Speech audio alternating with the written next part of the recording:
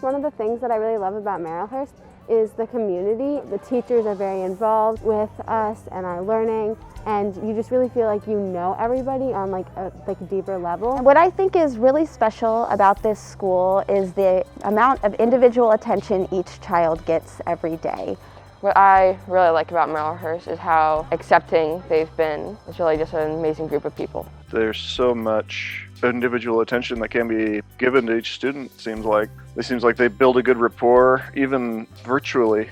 The consistency of every day is really helpful to build those relationships. The school has been able to handle the challenges of these current times by offering an online program and an in-person program for 2 hours in the morning. Each group of kids is getting equal teaching time and equal live instruction time. Being able to be here in person has been really great because we do get to socialize with people, and the teachers have been very helpful with the online stuff. I can see some of my friends but still stay socially distanced and still get a very good education.